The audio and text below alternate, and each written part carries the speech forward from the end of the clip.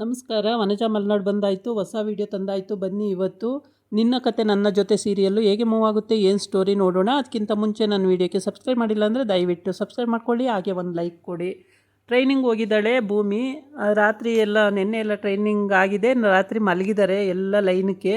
ಅಲ್ಲಿ ವಾರ್ಡನ್ ಬಂದುಬಿಟ್ಟು ನಿಮ್ಮ ಅಜಿತ್ ಅನ್ನೋರು ಬಂದಿದ್ದಾರೆ ನಿನ್ನನ್ನು ನೋಡೋಕ್ಕೆ ಭೂಮಿ, ಹೋಗಿ ನೋಡು ಅಂತ ಹೇಳಿ ಕಳಿಸ್ತಾರೆ.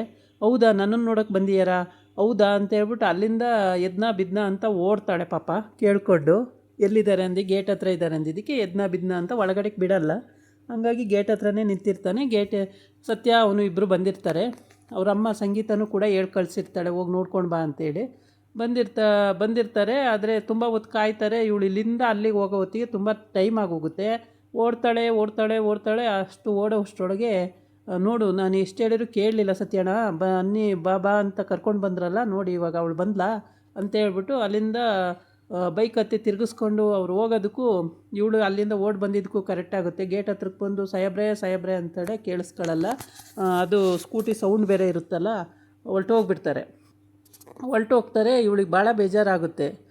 ಸಾಹೇಬ್ರು ನನ್ನ ನೋಡೋಕ್ಕೆ ಅಂತ ಬಂದರು, ಆದರೆ ನಾನು ಬರೋಷ್ಟರೊಳಗೆ ಹೊರಟೋಗ್ಬಿಟ್ರಲ್ಲ ಅಂತೇಳ್ಬಿಟ್ಟು ಬೇಜಾರು ಮಾಡಿಕೊಂಡು ಮತ್ತೆ ಇದಕ್ಕೆ ಬಂದು ಎಲ್ಲ ರೆಡಿಯಾಗಿ ಬಟ್ಟೆ ಎಲ್ಲ ಹಾಕ್ಕೊಂಡು ಮತ್ತೆ ಟ್ರೈನಿಂಗ್ ಹೋಗಬೇಕಲ್ಲ, ಟ್ರೈನಿಂಗಿಗೆ ರೆಡಿಯಾಗಿ ಹೋಗಬೇಕು.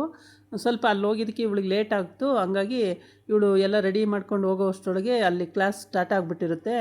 ಹಂಗಾಗಿ ಮೇಡಮ್ ಸ್ವಲ್ಪ ಟೈಮ್ ಆಯಿತು, ಸಾರಿ ಮೇಡಮ್ ಅಂತ ಕೇಳ್ತಾಳೆ. ಅದಕ್ಕೆ ಆಯ್ತು ಇವತ್ತು ಫಸ್ಟೇ ಅಂತೇಳಿ ಓಕೆ ಹೋಗಿ ನಿಂತ್ಕೋ ಅಂತ ಹೇಳ್ತಾರೆ. ಆಮೇಲೆ ಹೋಗಿ ನಿಂತ್ಕೋತಾಳೆ. ನಿಂತ್ಕೊಂಡು ಅದು ಪಕ್ಕದಲ್ಲಿ ನಿಂತಿರೋನು ಏನೋ ಒಂದು ಜೋಕ್ಸ್ ಮಾಡ್ತಾನೆ. ಅದಕ್ಕೆ ಇವಳು ಕಿಸ್ಕಂತ ನಗ್ಬಿಡ್ತಾಳೆ ಭೂಮಿ.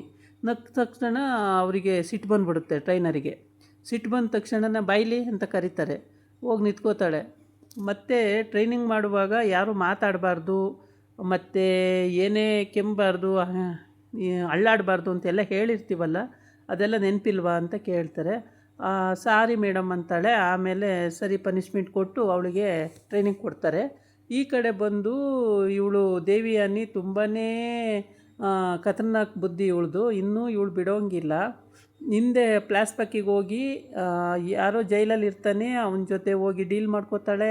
ಆಮೇಲೆ ಡೀಲ್ ಮಾಡಿಕೊಂಡು ಅವನಿಗೆ ಹೇಳ್ತಾಳೆ, ನಾನು ನೀನು ಕೈ ಜೋಡಿಸಿದ್ರೆ ಬೇಜಾನ್ ನಾವು ದುಡಿಬೋದು ಅಂತೇಳಿ. ಸರಿ ಓಕೆ ಅಂತ ಅವನು ಹ್ಞೂ ಅಂತಾನೆ, ಇವಳು ಹ್ಞೂ ಅಂತಾಳೆ. ದೇವಿಯಾನಿ ಏನೋ ಡೀಲಿಗೆ ಒಪ್ಕೊತಾ ಇದ್ದಾಳೆ, ಅವನು ಕೂಡ ಒಪ್ಕೊತಾ ಇದ್ದಾನೆ. ಫ್ಲಾಶ್ಬ್ಯಾಕಿಗೆ ಹೋಗ್ತಾರೆ, ಹಿಂದೆ ಏನೇನಾಯಿತು ಅಂತೇಳಿ. ಅವಾಗೆ ಈ ಥರ ಡೀಲ್ ಕುದಿಸಿದ್ದು ಇವೆಲ್ಲ ಮಾತಾಡ್ಕೊಳ್ತಾರೆ ಅವರಿಬ್ಬರು. ಮಾತಾಡಿಕೊಂಡು ಅವಾಗೆಲ್ಲ ಏನೇನು ಮನೆ ಆಳು ಕೆಲಸ ಮಾಡಿದ್ರು ಅದನ್ನೆಲ್ಲ ನೆನಪು ಮಾಡ್ಕೊಳ್ಳೋದು. ಅದಾದಮೇಲೆ ಅಲ್ಲಿ ಜೈಲಿಗೆ ಇವಳು ದೇವಿಯಾನಿ ನೋಡೋಕ್ಕೆ ಹೋಗಿದ್ದಾಳೆ. ಹೇಗೆ ಇದು ಸಂಬಂಧ ಅಂತ ಗೊತ್ತಿಲ್ಲ, ಆದರೆ ನೋಡೋಕ್ಕಂತೂ ಹೋಗಿದ್ದಾಳೆ. ಇನ್ನು ಈ ಡೀಲ್ ಕುದಿಸುವಾಗ ಆ ಫೈಲ್ ಇಟ್ಕೊಂಡಿರ್ತಾಳೆ. ಆ ಫೈಲ್ನ ತೋರಿಸ್ತಾಳೆ. ಆಮೇಲೆ ಓಕೆ ಅಂತಾನೆ, ಇವಳು ಓಕೆ ಅಂತಾಳೆ. ಏನು ಡೀಲೋ ಏನು ಕತೆನೋ ಒಂದು ಗೊತ್ತಿಲ್ಲ. ಅಜಿತ್ಗೆ ಏನಾರ ಮಾಡೋದಕ್ಕೋ ಏನೋ ಅದು ಗೊತ್ತಿಲ್ಲ. ಈ ಕಡೆ ಬಂದು ಓಕೆ ಅಂತೇಳ್ಬಿಟ್ಟು ಇಬ್ಬರೂ ಹ್ಯಾಂಡ್ ಮಾಡ್ತಾರೆ. ಸರಿ ಓಕೆ ಆಯಿತು ಅಂತ ಹೇಳಿ. ಅಂದರೆ ಇದರಲ್ಲಿ ಏನು 50-50 ಇಬ್ರಿಗೂ ಅಂತ ಈ ಥರ ಸಿಂಬಲ್ಗೆ 50-50 ಅನ್ನಂಗೆ ಕಾಣುತ್ತೆ. ಏನೇ ಪ್ರಾಫಿಟ್ ಬಂದರೂ 50-50 ತಗೊಳ್ಳೋಣ ಅಂತೇಳಿ. ಇವಳಿಗೆ ಆ ಮನೆಯಲ್ಲಿ ಚೆನ್ನಾಗೇ ಇದ್ದಾಳೆ ಹೇಳಬೇಕು ಅಂದರೆ, ಏನಕ್ಕೂ ತೊಂದರೆ ಇಲ್ಲ. ಆದರೂ ಕೂಡ ಇವಳು ಇಂಥ ಕ್ರಿಮಿನಲ್ ಬುದ್ಧಿ ಮಾಡೋದನ್ನು ಬಿಡ್ತಾ ಇಲ್ಲ ದೇವಿಯಾನಿ. ಮಗಳಿಗೂ ಕೂಡ ಅದನ್ನೇ ಕಲಿಸ್ತಾ ಇದ್ದಾಳೆ. ನಿನ್ನ ಮನೆಯಲ್ಲಿ ಈ ಥರ ಮಾಡು, ಆ ಥರ ಮಾಡು, ಮನೆಯೊಳಗೆ ಕೆಲಸ ಮಾಡು ಅಂತಲೇ ಕೂಡ ಹೇಳ್ಕೊಡ್ತಾಳೆ. ಅಜಿತ್ಗೆ ಅಲ್ಲಿ ಹೋಗಿ ಬಂದ್ರೂ ಅವನಿಗೆ ಬೇಜಾರು. ಬರಲಿಲ್ಲಲ್ಲ ನೋಡೋದಕ್ಕೆ ಅಂದರೆ, ಭೂಮಿ ಬರಲೇ ಇಲ್ವಲ್ಲ, ಎಷ್ಟೊತ್ತು ಕಾಯ್ದು ನಾವು ಆದರೂ ಬರಲಿಲ್ವಲ್ಲ ಅನ್ನೋದು ಅವನಿಗೆ ಬೇಜಾರಿದೆ. ಬೇಜಾರಿದ್ರೂ ಏನು ಮಾಡೋಕ್ಕಾಗಲ್ಲ. ಟ್ರೈನಿಂಗ್ ಸೆಂಟ್ರಿಂದ ಬರೋದು ಕಷ್ಟನೇ. ಕಳಿಸ್ತೀವಿ ಅಂತ ಹೋಗಿರ್ತಾರೆ. ಅವ್ರು ಹೇಳೋ ಹೊತ್ತಿಗೆ ಇವ್ರು ರೆಡಿಯಾಗಿ ಅಲ್ಲಿಂದ ಓಡಿ ಬರೋ ಹೊತ್ತಿಗೆ ಸುಮಾರು ಹೊತ್ತಾಗೋಗುತ್ತೆ. ಹಾಗಾಗಿ ಇವನಿಗೆ ಕೋಪ ಬಂದು ಇವರು ವಾಪಸ್ ಬಂದುಬಿಟ್ಟಿದ್ದಾರೆ. ಅಲ್ಲಿ ಟ್ರೈನಿಂಗ್ ಸೆಂಟ್ರಲ್ಲಿ ಹೇಗೆ ಅಂದರೆ ಸಖತ್ತಾಗಿ ಟ್ರೈನಿಂಗ್ ಕೊಡ್ತಾರೆ. ಅವರಿಗೆ ಪುರ್ಸೊತ್ತೆ ಸಿಗದ ರೀತಿಲಿ.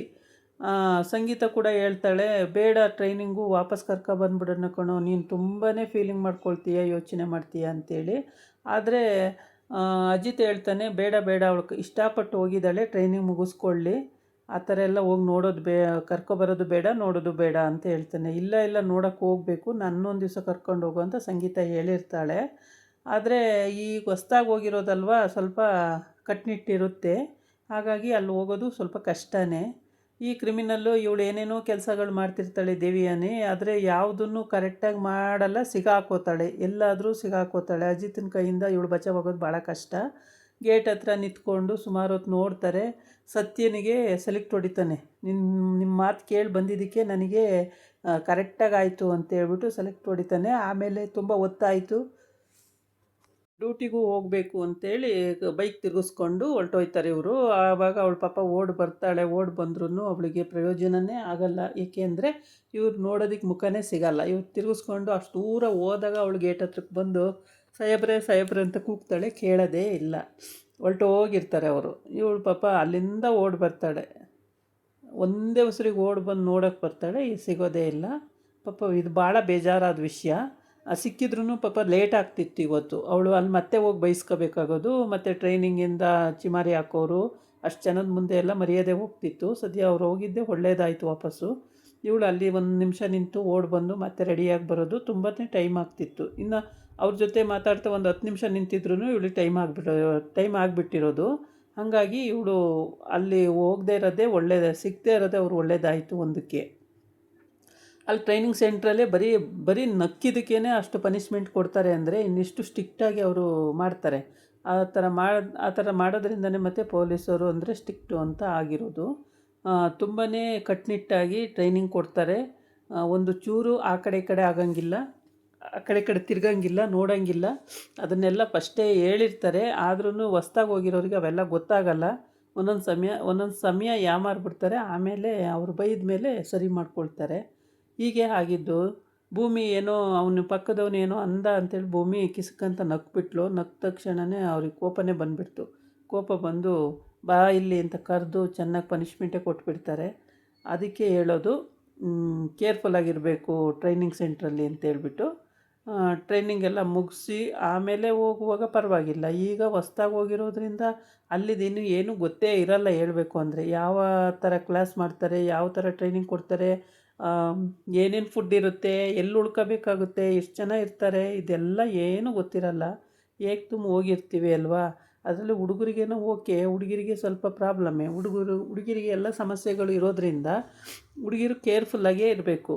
ಪ್ರತಿ ಒಂದು ವಿಷಯದಲ್ಲೂ ಕೇರ್ಫುಲ್ಲಾಗೇ ಇರಬೇಕಾಗುತ್ತೆ. ಇದಾಗಿತ್ತು ಇವತ್ತಿನ ವಿಡಿಯೋ. ನಾಳೆ ಇನ್ನೊಂದು ವಿಡಿಯೋ ಜೊತೆ ಬರ್ತೀನಿ. ನಮಸ್ಕಾರ.